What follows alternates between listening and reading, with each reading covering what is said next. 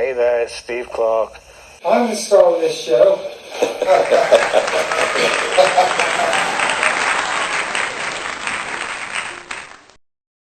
Okay, ladies and gentlemen, this is the big one. This is the cancer episode. This is how I ended up here 10 years later, here in Quito, Ecuador. I'm going to go deep. I'm going to go dark. Even people who were there when I was going through this will find out some new things. And it will say on the website too, but you already listened to it at this point. There's a trigger warning for this because there may be some people who've been through similar things, or people who have witnessed what I went through who maybe lived those moments. I know my ex-wife and best friend Lorna won't listen to this, but yes, it's going to be some shocking but honest information for you. So I want to start off the episode by dedicating this, of course, to a few people. This goes out to Carl. This goes out to Miles. This goes out to Sarah. And all the other people that have passed since my own experience with cancer, but more than anybody else, of course. This is dedicated to my mother, Josephine Ann Clark, who passed away 5 years after my experience from cancer. So I'll get to that at some point. But we shall go back to May 14th, 2014. My then girlfriend, Lorna, was away, and I just took a shower one morning and found a lump in my testicle. I believe it's the left one. And I hadn't felt anything before. I'd never even checked anything. People should definitely check their testicles and breasts for lumps and stuff. Again, we'll get to that. But it was quite a big lump, and I felt it, and it just felt fucking horrible. That would have been a Monday, I guess. So I decided to book an appointment with my GP, and I got an appointment 2 days later. On that day, this is in London, by the way. So on that day, I'd actually met my friend Dan from Stoke, who came to visit and kept my mouth shut and everything. And, so I went to the GP. A male GP dropped my pants. He obviously held everything and found something and looked quite concerned. And I was booked into King's College Hospital in London, for like scans, bloods and all that kind of stuff. So 4 days after finding a lump, I'm now in hospital. I have bloods. Again, you drop your pants and people are feeling around and stuff, and scans. And I remember being on a table lying down with all that cold jelly on my balls, and more people were coming in and having a look, and they were like, what the fuck? And it was a very strange experience. And then obviously you sit in a waiting room, and then that was when I was told that I had testicular cancer. I was on my own. I didn't ask any friends to come with me. Like I say, my partner was away at the time. And that word, man, when you get told what it is, it's just insane. And so many people who are listening to this will know what it feels like too. I just want to add that I hope that this monologue that I'm doing will actually help people who have just been diagnosed as well, because I'm going to go through everything and let you know what I went through. So yeah, I was told that I had testicular cancer, and they tried to sort of, make you feel better, because testicular cancer has like a 90 to 95% survival rate. So, a few weeks of chemo, you should be fine. It should shrink the tumor. We are going to have to remove the testicle. That's what they told me. I was like, it's a lot to take in when you're on your own. Like a shit ton of stuff. So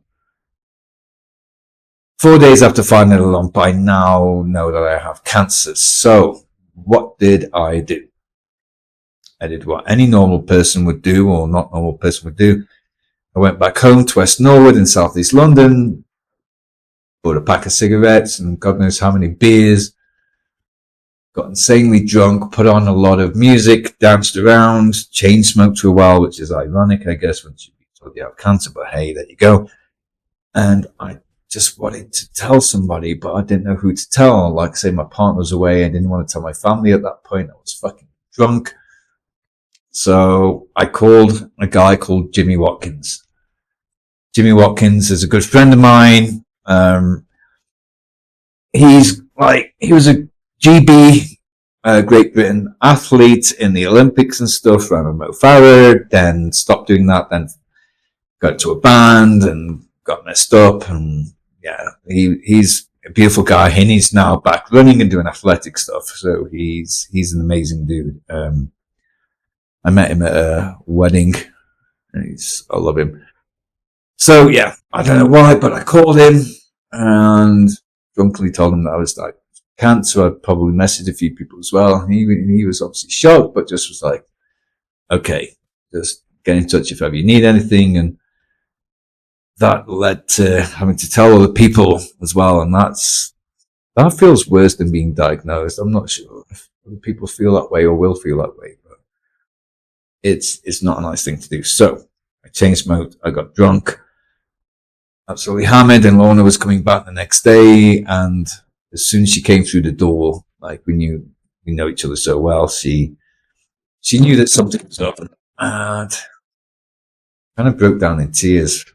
What's up? What's going on? Something big. And I told her, and you try and reassure the people that everything's going to be okay, even when you have it, and just fucking absolutely shocked. So, yeah, so surgery was scheduled for the Monday after. So literally found a lump on the Monday, went to the GP on the Wednesday. I was diagnosed on Friday and then chilled on Sunday. Oh, sorry. And then, yeah, literally a week later, the testicle and tumor was removed, and apparently it was really fucking big. So, like, I wish I'd have found it sooner, and that's why, I will talk about this later on about how people should definitely check. And if you find a fucking pimple on something, just please go and check, because it's better to drop your pants in front of a doctor and get yourself sorted and stuff. There's too much fucking male pride going on, and I think that's why a lot of people get it a lot later stages. Mine was a seminoma stage 3. So it spread quite a bit. So, we went to the hospital. I had the surgery in the morning. I remember being high as fuck on painkillers and anesthetics and stuff, and I was asked if I wanted a prosthetic replacement. Of course not. I was high as fuck, and I actually asked for a disco ball, but no, there's like so many complications. So I said no, I'll be fine with the one. They showed me the ball and the tumor, and then I was taken back home. So for a couple of weeks or so, this is the interesting part actually. When a testicle is removed, I thought they'd go through the sac somehow and just snip it off. No, they make an incision in the abdomen, and I think they pull it through because it's attached to tube. So, like pulling a fishing rod or some shit like that. So that's how it was removed. But then we were both so alone, and we didn't know what to do. And then, of course, obviously I couldn't really sit down properly on the toilet either because of the incision in the abdomen. So very painful shits occurred. But I had really good painkillers. But then Lorna and I had to tell both her and my families, close friends, and you kind of call some people and you let them know, and then you message some people, say, can we talk? And then they think the worst. So that's really difficult, as I've said, like to tell people you've got cancer, whatever stage it is, however good or bad it is, it's never good. But like, what, if it's an easy one or whatever, like you break so many hearts in so many conversations in a day or two. And then we ended up asking people to tell people for us, and the net gets wider, and Yeah, so it's really difficult. So the testicle gets removed at this point, and one of the amazing doctors, one of many amazing people over 14 months of this whole thing, said that we would need to go through 3 weeks of chemo. 3 weeks of chemo, then they'll do bloods for the tumor markers and stuff, and then you go from there. So, chemo fucking sucks. Like, a lot of people will understand this. It's almost like you're treating something that's eating you on the inside with something else that, like, beats the fuck out of the cancer, but also beats the shit out of you. So chemo will just, the side effects of nausea, aching bones, like you can't sleep, you get chemo brain, it's crazy. So we were trying to get some help, and of course there are charities like the Macmillan charity and other ones, but I came across a group on Facebook called Chemotherapy, run by a guy called Philly Morris, who's an amazing dude. And basically it was more like a forum where survivors were there. He's a survivor himself. Family members who had witnessed people go through cancer, people going through cancer were there. So one thing I would always suggest to people, if you've been diagnosed, please don't Google symptoms and remedies, and don't listen to anyone that goes to Dr. Google, because that's bullshit. Trust doctors, trust science, trust the process, because that's how I'm still here. So yeah, this group run by Phil and Morris, Checkham lads, I was just chatting away, and already I was feeling reassured by people. They were telling me, this is what you should do for this. Always take anti-sickness medication in advance. Little tiny things, keep yourself occupied mentally, distract yourself. There were tips for loved ones too. So Lorna had some contacts, and I just felt seen and heard, and I didn't feel so alone, because there were other people that had survived and they'd been through it. So, chemotherapy, it was a BEP chemo. I don't know what the combo was, but yeah, it was 3 weeks, 5 days a week or whatever, different cycles. Shout out to a guy called Edward Solly, who traveled all the way from the north to come down and sit with me through my first round of chemo, as someone who'd been through chemo, something I later did. Those 3 weeks felt like forever. You're also given GCF or some kind of injections to take at home to keep your white blood cell count up. So they're injections in the stomach, and their side effects are like insane bone pain and everything like that. I remember just rolling around on the floor, absolutely in agony, just like begging for it to stop. And this is just the first few weeks of a 14-month, I hate when people say battle, fight, or whatever it is, but it was 14 months anyway. So we go back to the hospital after the 3 weeks. We sit down, and if there's anything that I know for sure, it's that doctors and nurses, they're all absolutely fucking amazing. They're lifesavers, they're life givers. They have shitty poker faces. If they play poker, man, and they have a bad hand, you're gonna win. Just go all in. But that aside, so you sit down and you look up and like, oh shit. So the tumor markers were still up. More chemo was needed, and your heart just sinks because, like I said, you were originally told that this is an easy cancer, and blah, blah, blah, all this kind of thing. So another 3 weeks of BEP, in and out of hospital. Now, also at this point, one of the other side effects is obviously your immune system is low. You have less white blood cells, hence the GCSF or whatever, those injections. And you become susceptible to more infections and illnesses. So I was also in and out of hospital with all those kind of things as well. And being in hospital for a while, I think it was Guy's and St. Thomas's in London. I mean, we're a few months in at this point. Being in bed as an inpatient and having people surrounded by you, and some worst case scenario, you're pretty much like almost surrounded by people who are dying, and it's just a very bizarre place to be in. It's a very bizarre place to be visited in, and I had a lot of people visit from Stoke-on-Trent, my hometown, that would just travel, 5-6 hours just to see me for like half an hour and then travel back. So I'll never forget that. So after some time, tumor markers went down quite a hell of a lot, and they sent me back home. That was it. No more treatments, just checkups, blood scans, just to keep an eye on it, but you're good to go. At that point, or even, well, I guess now I'm okay, but you can never say that you're all clear. You always say that you're in remission. You're in remission because there is always a chance of it coming back, or it's never really gone. Sometimes people who have cancer once and it goes away and then it comes back, it usually kind of finishes them. Sometimes it sounds really negative, but yeah, the one thing about cancer is it doesn't discriminate. It doesn't care. If you want to make America great again, it doesn't care if you're a fucking beautiful, amazing human or any of that stuff. It really doesn't give a fuck about anything. So either way, it's not cool for anybody that has it. So it's now around November at this point, and I go back to work for a little bit. I'm happy, my hair's growing back after it fell out and everything, I'm just like, oh, we beat this again. It sucks saying that, but I don't know what else to say about it. So I go back to work, I'm on light duties, Lauren's doing her thing, and friends are visiting, we've been really supportive, and I just get these aches and pains in my chest and back. This is really uncomfortable. Maybe it's because I just haven't been physical for a while. So we go to another checkup.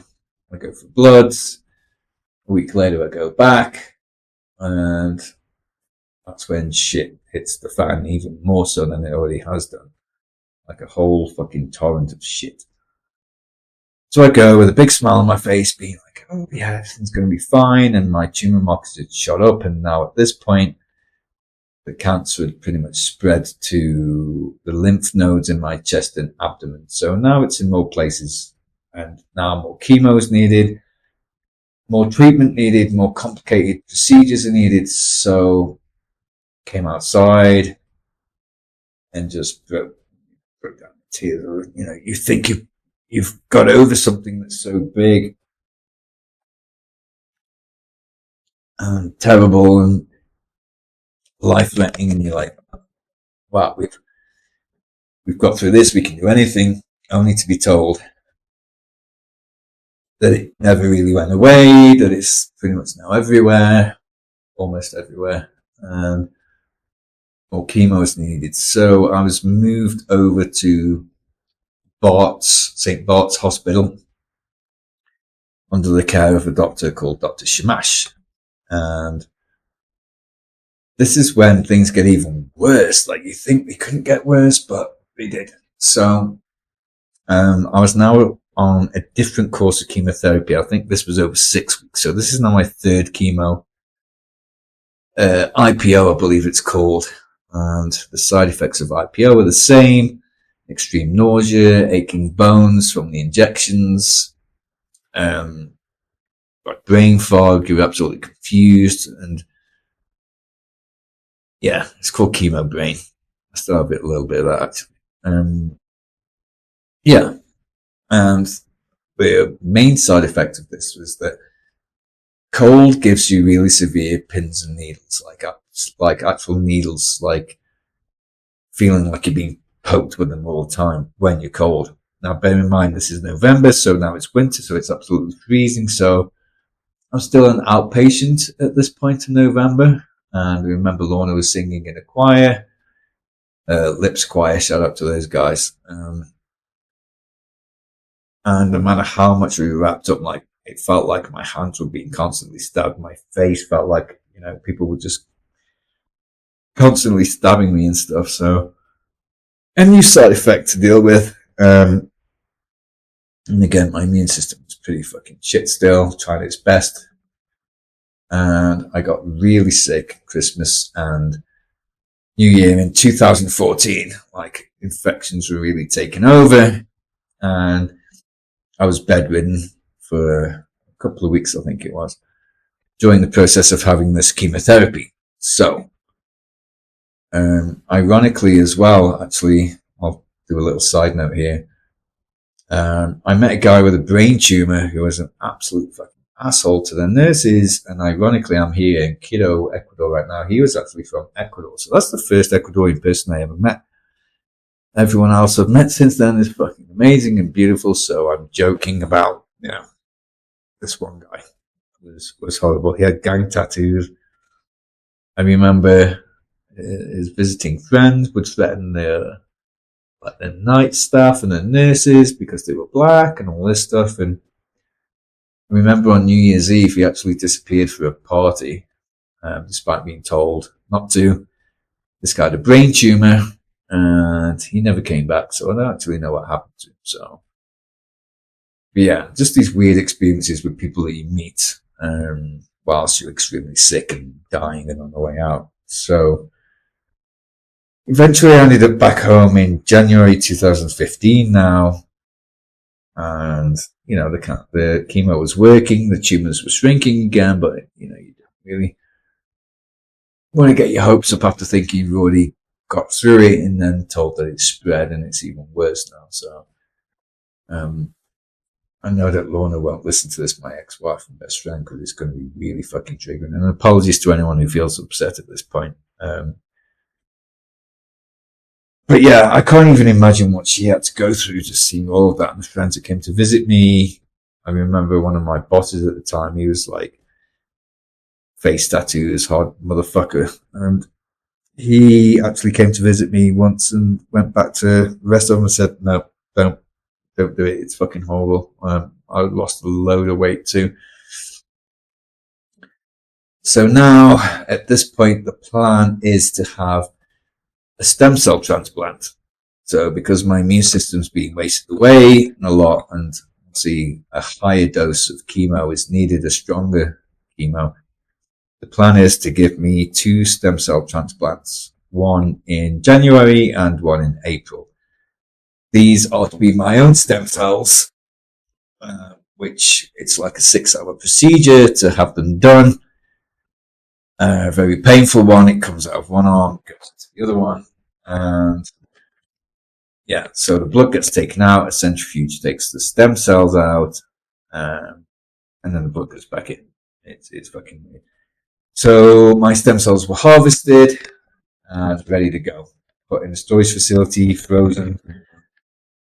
And so in January, I go in, and the plan is to give me a week of high-dose chemo. Now, this chemo was called Top Cat, I believe, and it's way stronger, way worse than any type of chemo that you could ever have, which is saying something, because chemo is generally shit, like I say. It fucks you up, but fucks the cancer up too. So this high-dose chemo for 7 days, you feel even worse. You're constantly throwing up, like you're losing weight. Again, you're bedridden now at this point. It wipes out your immune system. So it takes away all of your white blood cells. So you got nada, zip, nothing. Because the whole point is, once it's like a reset button, I guess. So once the chemo has done its thing and you have no immune system, you have the stem cells put back in, and that kind of rejuvenates the immune system, gets the white blood cells going again. So it's a huge major reset. So that's what happened. And at that point, I was in hospital for 27 days in Ward 5A. I remember it so well, in St. Bart's Hospital. So now it's, I guess, February. I feel like shit. I'm passing out all the time. Sometimes I used to go home and pass out to the point where an ambulance would call me, take me back into A&E. Like, it was just one of the worst times I can remember, like pain-wise, mentally-wise, and I'm not even talking about like what people saw as well. So, like I say, I can't imagine that. But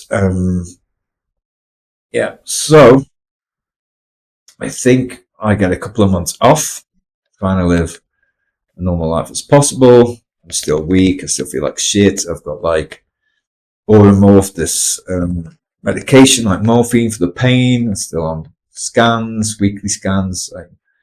I'm struggling to walk. I'm passing out all the time. And the plan is to go back in April for the second high dose chemo / stem cell transplant.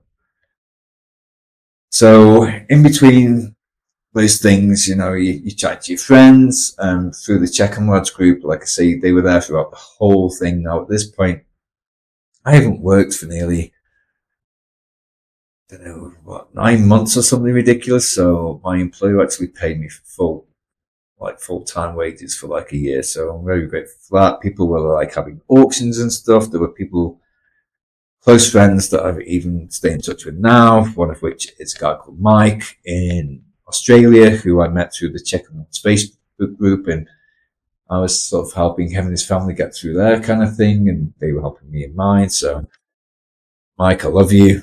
We're still in touch, and I know he'll be listening to this one too. So shout out to you guys. Hope the twins are good. So yeah, also I just want to go back and just mention an incident where me and another guy were going into chemotherapy as outpatients around the summer of last year. Like I say, this is unscripted, so I have to go back now and again for some things. So we were both looking like shit, get ready for chemo, and there was an old Jamaican lady who was really, really upset. And the backstory of that is that her son had turned up at the hospital, diagnosed with cancer, and just asked for help. Now, he was very far gone with cancer, and it's really sad because his family were quite religious and banned him from having any treatment because they thought God would cure it. And so this mother was really, really upset, as you can imagine. It's a shame that her son passed because he wasn't allowed to have help. And then when he did ask for help, it was too late.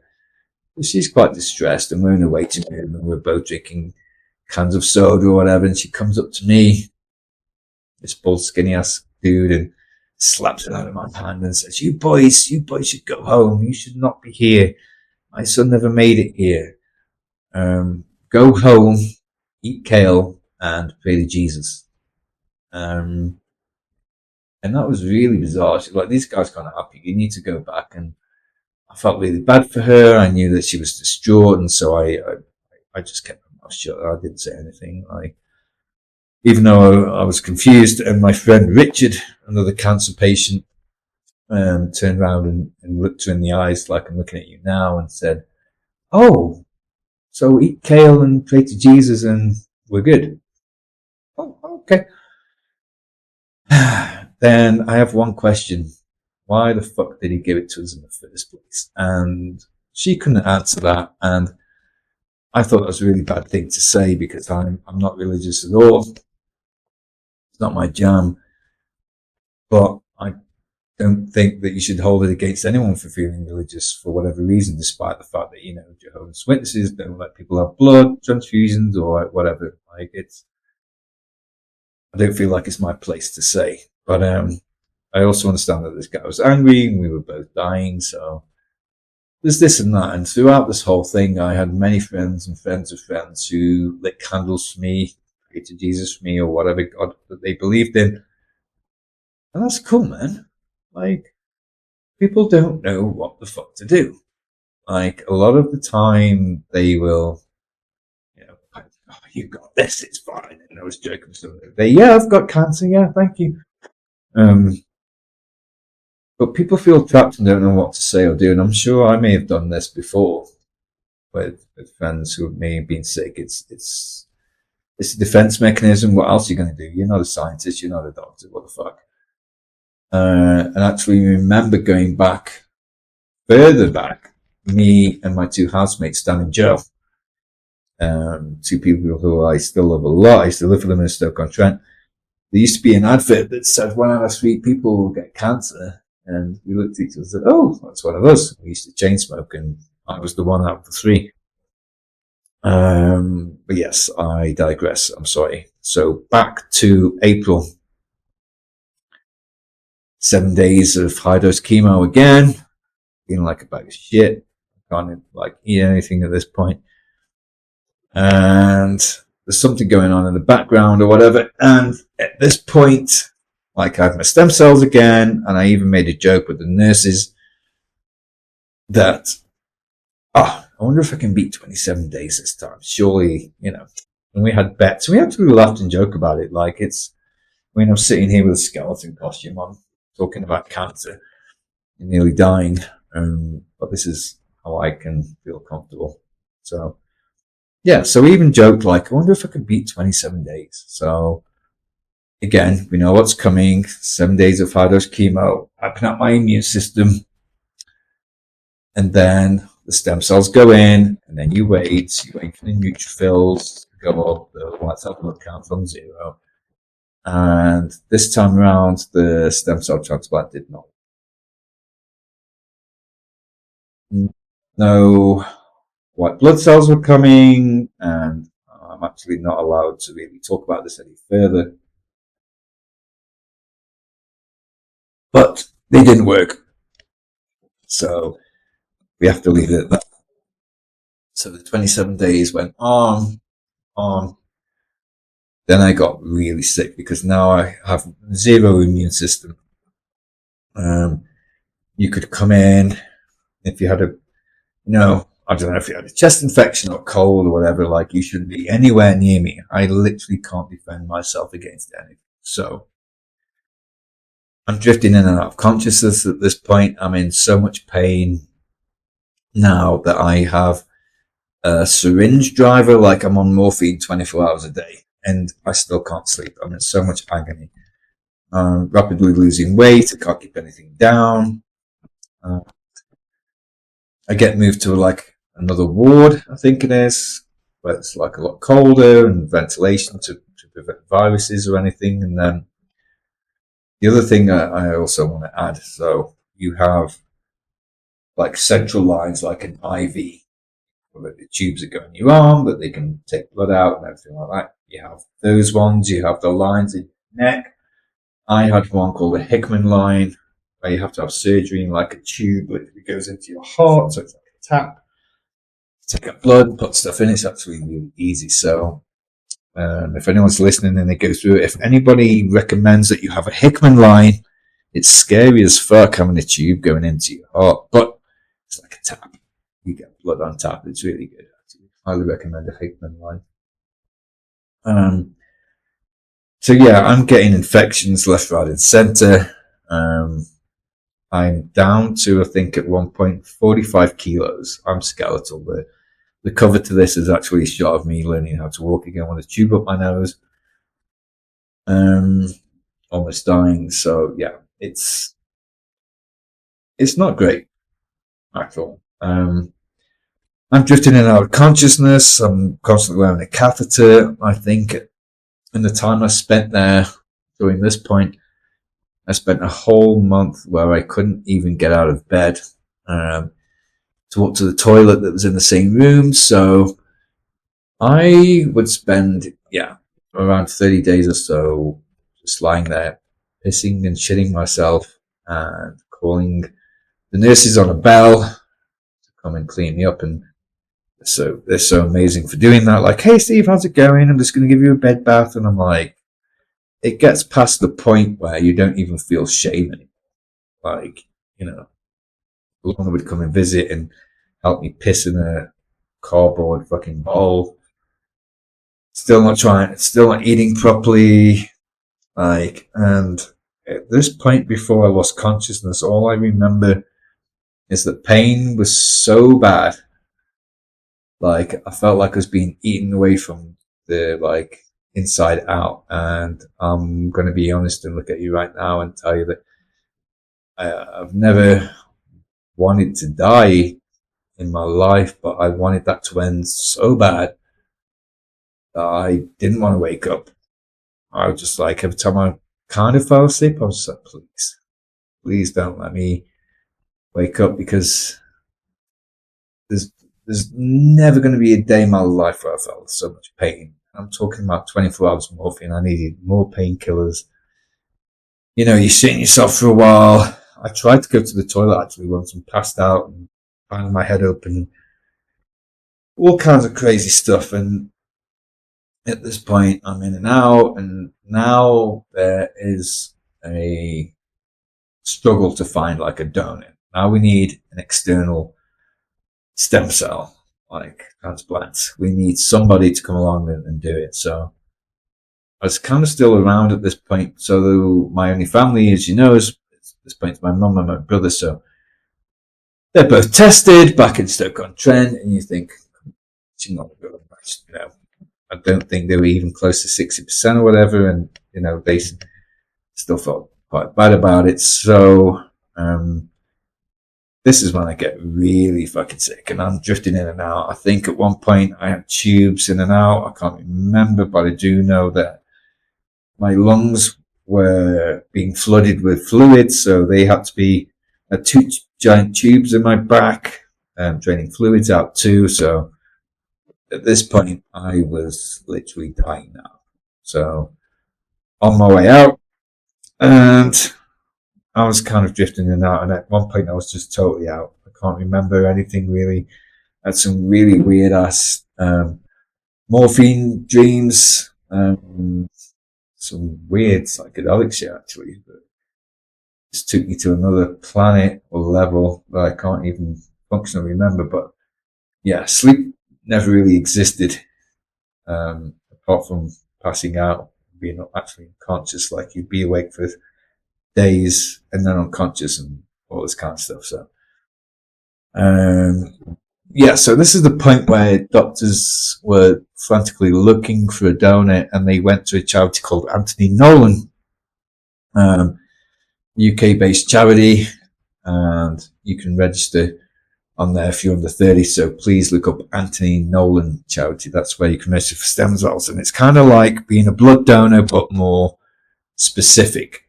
You know, you get your blood types, you get blood, that's it, you do it, you're good to go.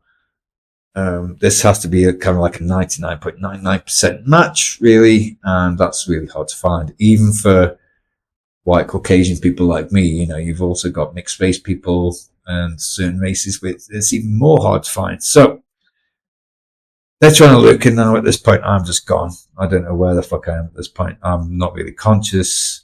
I'm drifting in and out, and that's when Lorna gets the unfortunate news that if they don't find a donor, then I'm fucked.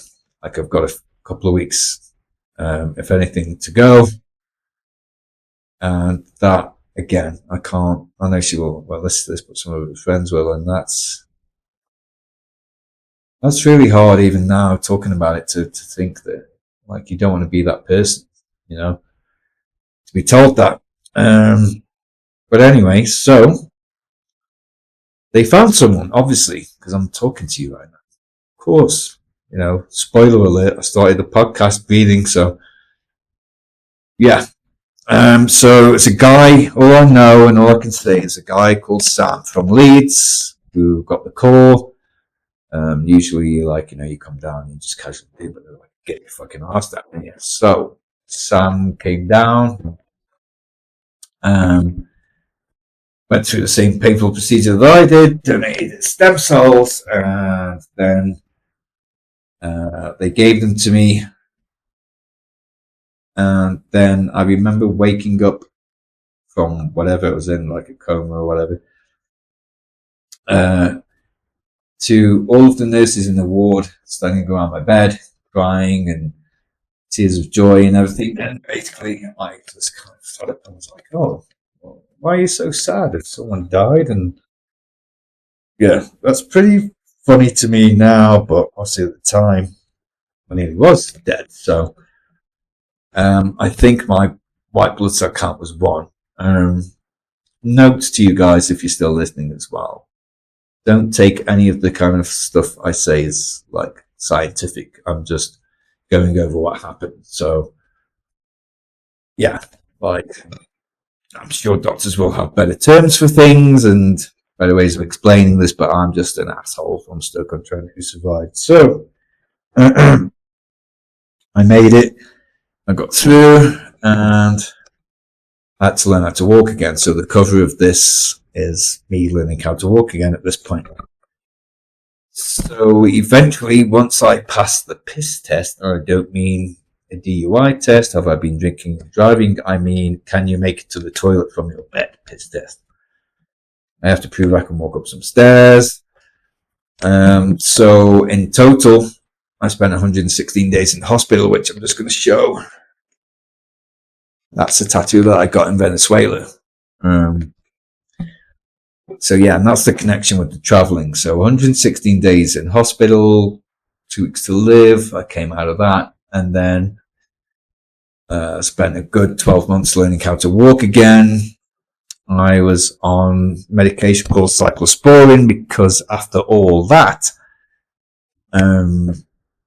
I was at risk of a thing called graft versus host, because when you have a stem cell transplant from a donor, those stem cells are in your body, they're in an alien body, a foreign body, and they don't know what they're doing so much, so they might attack you and kill you. So again, still at risk of death. So eventually, about a couple of years later, I got in touch with the charity. They got in touch with Sam, and we never met. We just stay in touch via emails now, but basically he just wrote a note on a piece of paper that just said something along the lines of, "Hey Steve, I'm glad you made it. This is your second chance. Live life to the fullest." And God, this sounds like the worst cliche ever, but you take that and you fucking run with it. But at this point, my body still couldn't do anything now. A lot of people may relate to this, especially through any kind of illness, but if you do manage to come through the other side of something so severe, your mind wants to do all these things. I wanted to jump across mountains. I wanted to, do all this crazy shit, but my body's like, fuck you, dude. You can't even make it to the nearest cafe for an English breakfast. So one thing at a time, I learned how to do that. And this is how the cancer connects to the traveling, because in a weird way, I wouldn't be sat here in somebody's room in keto doing these monologues and explaining these things to you and being raw and open and honest. So I ended up traveling, as you know, in 2023 for 14 months in South America. Now, no spoilers. I'm saving that for other episodes. But the connection between the cancer and the traveling is one of the nurses in Bart was a woman, a beautiful human being called Nicole from Brazil. And when I wanted to travel, she actually had a cousin called Tatiana in Salvador in Brazil. So just remember that for future episodes, because that's the connection between my illness, my near-death experience, and traveling. Because I have no shame. I don't care. I will do shit that I never did before. Like summiting mountains, going to Venezuela when the UK government tells you not to. Thank you, Lola.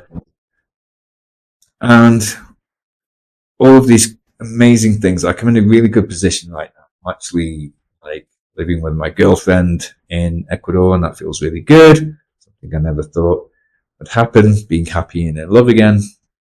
And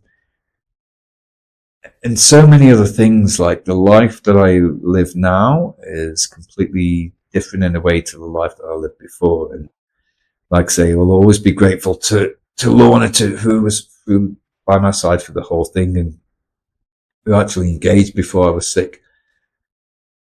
And then we got married afterwards, and it was a really cool wedding. We had a couple of friends either side. We didn't tell anybody else. We just went and had a fucking shotgun wedding. It was amazing. So yeah, when you say the lines of sickness and health, we kind of like been through that. So one of the most amazing women in my life, of course, is Lorna, who's in London now with a partner as well. So we're both really happy and best friends. And just moving on somewhat. So after all of that, going back to work and trying to get back to normal, I started to take up running, and I fucking hated running before. And then ended up doing half marathons around Europe and all those kind of things. And I joined a group called Running Punks, which Jimmy Watkins, going back to the first person that I told I was diagnosed with cancer, runs, and I will do an episode based on that. And I fucking love Jimmy and hope that he will still do the foreword of the book that I'm writing. based on my travels and near-death experience as well. So, note to Jimmy, please, I would love you to do that.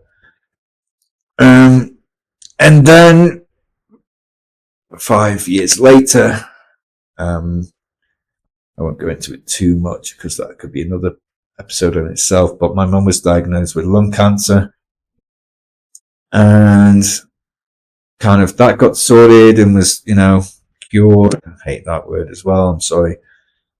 And then she was acting all weird, and a few months later it spread to her brain, and so Christmas 2019, she passed away. And that would be bad in itself, but when you have a near-death experience yourself and really, like, technically I kind of shouldn't be here, but somehow I am, or I don't know, but yeah, but she didn't make it, and that will stay with me forever. And even though I'm grateful every morning for waking up and being alive and everything, I always still wonder to this day, why the fuck did I make it and not her? So there's a thing called survivor's guilt. It's a real thing. And, yeah, that's something that I will live with and take with me. And to all the friends that I've lost too, like I mentioned a few people at the beginning, Carl, Miles and Sarah, they're just really close people. But, I also want to dedicate this to Philly Morris, who was, like I say, the founder of Checkham Lads, a male testicular cancer charity. It's now called Testicular Cancer UK. So I'll share links to all of that. Also, a huge thank you to Anthony Nolan, who obviously had this Sam on their register and stuff. They also saved my life. To the doctors and nurses that worked tirelessly to help keep me going. To the people who donated blood, please donate blood if you can, because blood transfusions kept me alive during most of this. And to the people that came and, cleaned me after I shit myself, to the cleaners who cleaned and made the places sterile, like every single person, the janitors, like, they're all involved in this. And if you are still around, I don't know how long this is going on for, but I've been there, done that, nearly died and everything. So if you need to talk to somebody, I'm here. If you're a relative that needs to talk to somebody, I'm here. There's a shitload of people that are here too. There are forums. There's Testicular Cancer UK. There's a Robbing Cancer Trust. There's so many charities that you can get in touch with, whatever country that you're in. Message me on Instagram, message me on Facebook. I'll be there for you because I have been there and that means a lot. So I hope that people listen to this and find something out of it, because the next shitload of episodes that are coming up now are going to be some awesome shit about me solo traveling South America for 14 months. Something I would never have done had this not have happened. So swings and roundabouts, as they say. I know it's episode 3. This is the most important one to me. And I think I'm going to finish it there.